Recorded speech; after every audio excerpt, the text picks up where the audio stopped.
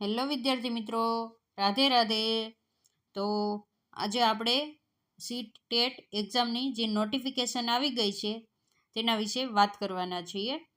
તો આપણે 2-3 દિવસ પહેલાં ટેટ નોટિફિકેશન આવવાની છે એનો વિડીયો બનાવેલો હતો. ના ખબર હોય તો જોઈ લેજો.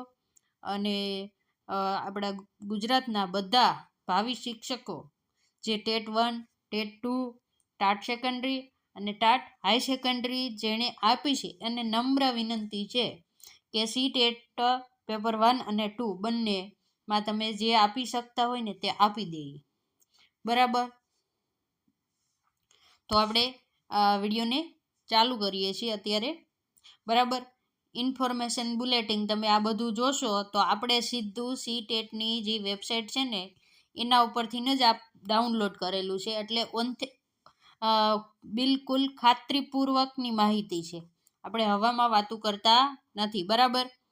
તો કે ટેટ સપ્ટેમ્બર 2026 એક્ઝામની ડેટ આવશે. તો તમને એમ થશે કે ફોર્મ ભરાવાના ક્યારથી ચાલુ થશે?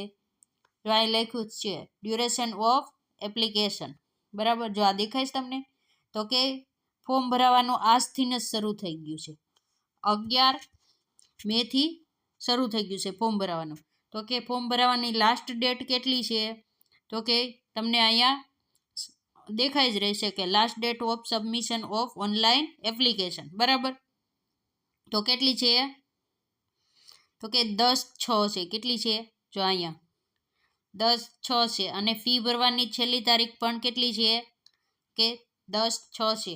તો હવે તમને એમ થાય તો એક્ઝામ તો કે આ જે ટેટ કેન્દ્ર લેવલની હોય ને એમાં એક તમને બહુ સારું રહે, ફોર્મ ભરાય ને પછી પરીક્ષાની ડેટ આવશે ને એવું નહીં, ફાઇનલ આપી જ દીધી હોય કે આ તારીખે તમારી એક્ઝામ આવી જ જશે.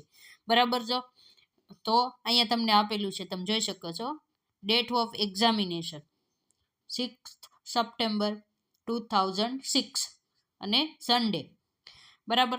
પણ આ લોકોએ એક ચોખવટ પાડી દીધી છે કે જો કેન્ડિડેટ ફોર્મ વધારે થશે, એટલે કે જો ફોર્મ વધારે ભરાશે ને તો 5 સપ્ટેમ્બરે પણ એક્ઝામ લેશું. બરાબર.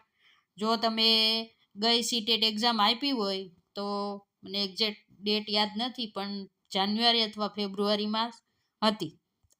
તો પહેલાં એ લોકોએ ડેટ આપી હતી 8 તારીખ, પણ કેન્ડિડેટ 25 લાખ કરતાં વધારે ફોર્મ ભરાણા હતા. તો પછી 7 તારીખે પણ એક્ઝામ ગોઠવી હતી. બરાબર. તો કે ઘણા કેન્ડિડેટને 7 તારીખે વારો આવ્યો હતો અને ઘણાને 8 તારીખે એક્ઝામ દેવાનો વારો આવ્યો હતો. તો આ વખતે પણ એ લોકોએ ક્લિયર કટ કહી દીધું છે કે જો કેન્ડિડેટ વધશે તો 2 દિવસ એક્ઝામ લેવામાં આવશે. હવે તમને એમ થશે કે આમાં ફોર્મ કોણ કોણ ભરી શકે ટેટમાં? બરાબર. તો કે આ પેપર 1 રહ્યું ને, આપણે અહીં લખીએ પેપર 1નું, સોરી પેપર 2. પેપર 2માં કોણ ફોર્મ ભરી શકે? તો કે બીએડ વાળા ભરી શકે. કોણ ભરી શકશે? તો કે બીએડ.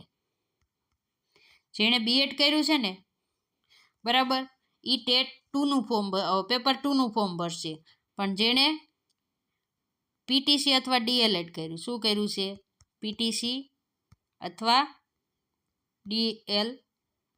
સોરી આમાં લખવામાં થોડીક ઓલી થાય છે. બરાબર. ડીએલએડ જેણે કર્યું છે એને કયું પેપર ભરવાનું છે? તો કે પેપર 1 આવશે. કયું આવશે? પેપર 1. તો ખાસ ધ્યાન રાખજો.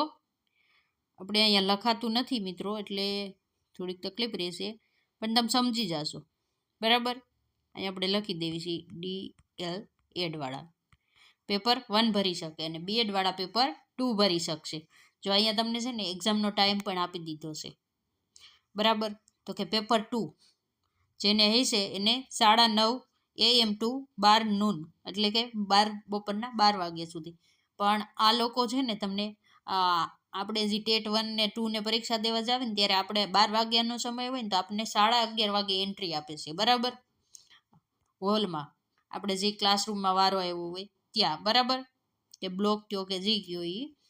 તો આ લોકોનું એવું નથી હોતું. આ લોકોએ તમને 9:30 વાગે પેપરનો ટાઈમ આપ્યો છે ને તો એનાથી 1 થી 1.5 કલાક વહેલા, એટલે 7:30 તો તમારે ત્યાં હાજર થઈ જવાનું હોય છે. 7 થી 8ની વચ્ચે તો તમને એન્ટ્રી પણ આપી દેશે. અને જો કોઈએ સીટેટની ગઈ એક્ઝામ દીધી હોય ને, હમણાં આપણે વાત કરતા હતા તે, તો તમને ખબર નહીં હોય પણ ત્યારે રાજકોટ કેન્દ્ર ઉપર સોનાની વીંટી, સોનાનો ચેન બધું જ બહાર કઢાવી દીધું હતું. એટલે જે વિદ્યાર્થી મિત્રો ભરો ને ફોર્મ, શિક્ષક મિત્રો કે ઉમેદવારો જે ફોર્મ ભરો ને એ આ બધું તમે એક દિવસ માટે ઘરે મૂકીને જાજો. બરાબર. જો અહીંયા આપણે હમણાં 5 સપ્ટેમ્બરની વાત કરી ને, એ લોકોએ કહી જ દીધું છે ઇન કેસ, જો અહીં દેખાય છે in case exam May also B conduct on 5 September 2006 Saturday પણ થઈ શકે છે. બરાબર. હવે તમને અહીંયા એની જે એક્ઝામની ડેટ છે એ આપી દીધી છે 6 સપ્ટેમ્બર. બરાબર. હવે એનું રિઝલ્ટ ક્યારે ડિક્લેર થશે ને આ લોકો એ પણ આપી દીધો. તો આ લોકોએ શું કીધું,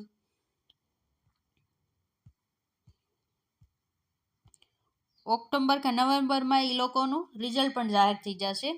એ એની બીજી નોટિફિકેશન છે, મેં એને ક્લિયર કટ આપી દીધું છે. તો કે હવે આપણે પેપર 1 કે 2નું જેને સિંગલ ફોર્મ ભરવું હોય ને એની ફી કેટલી છે, તો કે 1000 રૂપિયા. કેટલી? 1000 રૂપિયા. પણ જો તમે પેપર 1 અને 2 બંને ભરો તો તમારે ખાલી 1200 રૂપિયા ફી થશે. કેટલી? 1200 રૂપિયા. અને તમે જો કેટેગરીવાળા હોય તો તમારે 500 રૂપિયા ફી છે. અને કેટેગરીવાળા બંને ફોર્મ ભરે પેપર 1 ને 2 બંનેનું, તો એને 600 રૂપિયા ફી છે. બરાબર. હવે તમને એમ થશે કે ફી ભરવાનું બધું તો થઈ ગયું, પણ કઈ જ વેબસાઇટ ઉપર જઈને ઓનલાઈન ફોર્મ ભરું, તો અહીંયા તમને વેબસાઇટ આપેલી છે. આ વેબસાઇટની મુલાકાત લઈ લેજો બધા. તમને જે આ હું અત્યારે બતાવું છું ને એ આખી નોટિફિકેશન જ મેં આ ctet.nic.in ઉપરથી લીધેલી છે. બરાબર. તો હવે આગળ જોઈએ તો બરાબર, આ બધું ઇંગ્લિશમાં છે, એ કે આપણે બહુ કામનું નથી, પણ જો એ તો વાંચવું હોય તો વાંચી લેવાનું તમારે. બરાબર. એની વેબસાઇટ ઉપર ભરાશે ને લાસ્ટ ડેટની બધી નોટિફિકેશન આખું પાછું આવશે. બરાબર. અને એક બેનિફિટ શું રહેશે ખબર છે તમને? જો તમે સીટેટની એક્ઝામ દેવાના હોય ને તો સીટેટની એક્ઝામનું રિઝલ્ટ હોય ને, જો તમે પાસ થઈ જાઓ તો એનું રિઝલ્ટ છે ને આજીવન ચાલે છે. શું થાય છે? આજીવન ચાલશે. આપણી જેમ નથી. આપણે હવે ગુજરાતમાં તમે ટેટ 1 કે ટેટ 2 કે દો ને તો આપણા રિઝલ્ટની વેલિડિટી કેટલી છે ટેટ 1 માર્કશીટની? તો કે 5 વર્ષ. અથવા તો નવો ઠરાવ ન આવે ત્યાં લગીન કે એ રીતનું ઘણીવાર તમને 1 થી 2 વર્ષની છૂટછાટ આપી દે. બરાબર. પણ વેલિડિટી કેટલી છે? 5 વર્ષની. પણ સીટેટમાં વેલિડિટી કેટલી છે? તમે એકવાર પાસ થયા તો તમારું આજીવન ચાલશે રિઝલ્ટ.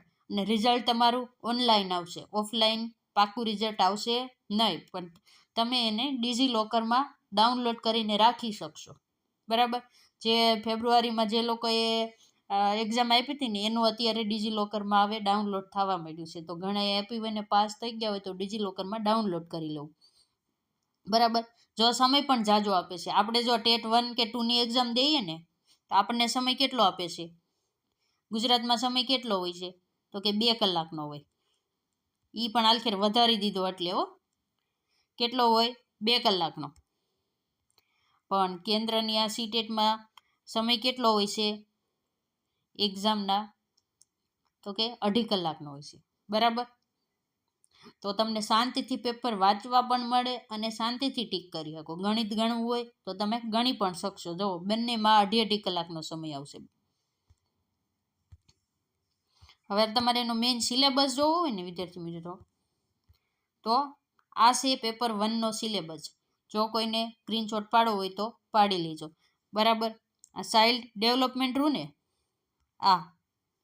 એમાં તમારે સમાવેશી શિક્ષણ પણ આવી જશે અને 10 માર્કનું શૈક્ષણિક શાસ્ત્ર આવશે. બરાબર. પછી કરંટ શિક્ષણનું આવશે. શિક્ષણનું કરંટ જે આપણે 5 માર્કનું પૂછાય છે ને એ પણ આમાં આવી જશે. અને મનોવિજ્ઞાન 10 માર્કનું આવી જશે. એમ કરીને આમાં 30 માર્ક થઈ જશે. કેટલા થશે? 30 માર્ક. પછી મેથેમેટિક્સ. બરાબર. તેમાં 15 માર્ક ગણિત વિષય વસ્તુ હશે અને પ્લસ 15 માર્ક શું હશે? તો કે પેડાગોજી હશે. બરાબર. પેડાગોજી એટલે પદ્ધતિશાસ્ત્રો. પછી એન્વાયરમેન્ટમાં એવું જ હશે 15 + 15 શું 15 વિષય વસ્તુ, 15 પેડાગોજી. લેંગ્વેજમાં પણ એવું 15નું તમારે વ્યાકરણ ને એ બધું આવશે ને 15નું પદ્ધતિશાસ્ત્ર આવશે, અને ઇંગ્લિશમાં પણ એ જ આવશે 15 + 15. બરાબર. 15નું વ્યાકરણ ને વિષય વસ્તુનો એકાદો પ્રશ્ન એવું આવશે, અને 15 માર્ક પ્યોર તમારે મેથડ આવશે. મેથડ કયો, પેડાગોજી કયો કે જે કયો એ તે આવશે. બરાબર. આ થઈ પેપર 1 વાળાની વાત, જેને બધું જ કોમન હોય, કોઈને વિષય હોતો નથી, બધાને સરખું જ પેપર હોય છે. બરાબર. પછી જોઈએ આપણે પેપર 2 વાળાનું. બરાબર. તો તમે પેપર 2 વાળાનું જોઈ શકો છો કે ચાઇલ્ડ ડેવલપમેન્ટ અને પેડાગોજી 30 માર્કનું. બરાબર. એ તો સેમ ટુ સેમ ઓલામાં તો એવું જ આવ્યું. પછી જેને મેથેમેટિક હોય ને, જેને મેથેમેટિક્સ એટલે ગણિત અને સાયન્સ, એનું 60 માર્કનું પેપર આવશે. કેટલાનું? 60 માર્કનું. બરાબર. સોશિયલ સાયન્સ અથવા સાયન્સ હોય એનું 60 માર્કનું આવશે. જો આમાં વિષય વાઇઝ આવે, ટેટ 2 આપણે કેમ દઈએ છીએ, બરાબર, એ રીતનું પેપર 2 જે સીટેટનું આવશે એ રીતે આવશે. વિષયવાળાને અલગ, અને વિષયનું 60 માર્કનું આવશે, અને બાકીનું 90 માર્કનું આવશે. શું આવશે? 90. એટલે તમે સમજો ને, તો ચાઇલ્ડ ડેવલપમેન્ટ, પેડાગોજી બધાને કોમન આવશે. શું આવશે? કોમન. એટલે 30 માર્ક એ થઈ ગયા. પ્લસ તમારે જે લેંગ્વેજ હોય ને, આ લેંગ્વેજ એ તમારે કોમન આવશે. કોમન એટલે તમે જે એરિયામાં રહેતા હોય ને, તમે એ લેંગ્વેજ સિલેક્ટ કરી શકો. દાખલા તરીકે તમે ગુજરાતમાં રહ્યો છો તો તમારી ફર્સ્ટ લેંગ્વેજમાં કઈ સિલેક્ટ કરશો? તો કે ગુજરાતી. તમે સેકન્ડ લેંગ્વેજમાં કઈ કરશો તમને સારી લાગે એ? હિન્દી કરી શકો અને ઇંગ્લિશ પણ કરી શકો સેકન્ડ લેંગ્વેજમાં. હવે અહીંયા કોઈ મુંબઈનો વ્યક્તિ દેતો હોય તો એ મરાઠી પસંદ કરશે. બરાબર. ફર્સ્ટ લેંગ્વેજમાં. એવી રીતે તમે તમારી મનપસંદ 2 ભાષા પસંદ કરવાની ફરજિયાત છે. એ બંનેનું 30 માર્કનું આવશે. જો તમે ગુજરાતમાં હોય અને સીટેટ દેવાના હોય તો આ 60 માર્કનું તમે અત્યારે તૈયાર જ કરેલું હશે મિત્રો. કારણ તમારે ઇંગ્લિશ વિશે બધી પર એક્ઝામમાં આવે છે, અને ગુજરાતી પણ આપણે કોમન જ છે. તમે પછી સ્ટાર્ટ સેકન્ડરી દો, હાઈ સેકન્ડરી દો, ટેટ 1 દો, 2 દો, બધી ગુજરાતી ને ઇંગ્લિશ આપણે કોમન છે. પ્લસ આપણે ચાઇલ્ડ સાયકોલોજી છે. બરાબર. એ પણ કોમન જ થાય, ખાલી હિન્દીમાં ટ્રાન્સલેટ આવે. આપણે ગુજરાતીમાં ભણ્યા હોય પણ હિન્દીમાં આવડી જાય, સહેલું જ છે. બરાબર. તો કે ફોર્મ ભરી દેવાનું. આ ફીનું નહીં તો આપણે બધું જોઈ ગયા હવે. બરાબર. સિલેબસ જોઈ ગયા. અને તમે જો ડિટેલમાં સિલેબસ જોવો હોય ને તો અહીંયા પોઈન્ટ વાઇઝ ફોતન આપેલો છે. જો તમે પોઈન્ટ વાઇઝ એક્ઝામની તૈયારી કરવા માગતા હોય ને તો આને સ્ક્રીનશોટ પાડી અને ગૂગલમાં ટ્રાન્સલેટ કરી લેજો, અને તમારું પેપર હિન્દી ભાષામાં આવશે. આખું હિન્દી અથવા ઇંગ્લિશમાં આવશે, ગુજરાતીને બાદ કરતાં. તમે ગુજરાતી લેંગ્વેજ સિલેક્ટ કર્યું તો 30 માર્ક ગુજરાતી આવશે. બાકીનું બધું તમારે હિન્દી અને ઇંગ્લિશ બંનેમાં પ્રશ્ન આપેલા હશે. બરાબર. તો જુઓ, ચાઇલ્ડ ડેવલપમેન્ટ એન્ડ પેડાગોજી તો પેપર 1 વાળાને તો આટલા ટોપિક પૂછાશે. જો એ તમે જોઈ લેજો, આપણો વિડીયો નકર લાંબો થઈ જશે. બરાબર. જુઓ, લર્નિંગ પેડાગોજી 10 માર્કની. બરાબર. આપણે જે કીધું હતું તે જ કોન્સેપ્ટ વાળું. બરાબર. અન્ડરસ્ટેન્ડિંગ. જુઓ, મેથેમેટિક્સ તો કે આટલા ટોપિક કરવાના. શું કરવાનું? બરાબર. જુઓ, એન્વાયરમેન્ટ સ્ટડી પેડાગોજી આવ્યું 15 માર્કનું. બરાબર. તો વિદ્યાર્થી મિત્રો, જેને પણ સીટેટની એક્ઝામ દેવી હોય તે ફોર્મ ભરી દેજો. અને આ એનો સિલેબસ છે. અને જો તમને વધારે ડિટેલ જોતી હોય તો આપણે વેબસાઇટની લિંક નાખી દઈએ છીએ, ડિસ્ક્રિપ્શનમાં તમને મળી જશે. બરાબર. ત્યાંથી તમે આ બધું ડાઉનલોડ કરી શકશો. જો તમારે સિલેબસ જોવો હોય ને લાસ્ટ ડેટની બધું જોવું હોય તો આ રીતે જો આ પાસે ટોપિક બધાના ડિટેલમાં આપેલો છે સિલેબસ. અને સિલેબસ 12ના 1 થી 2 પ્રશ્ન પૂછાશે. એથી વધારે સિલેબસ 12નું કોઈ દિવસ પૂછાતું નથી. તો જો તમે સીટેટની તૈયારી કરતા હોય તો સિલેબસ પ્રમાણે જ કરજો. શું કામે? તમને બેનિફિટ થશે. તો હવે તમને બધી માહિતી મળી ગઈ છે. તો આપણે અહીંયા વિડીયોને હવે વિરામ આપીએ છીએ. રાધે રાધે.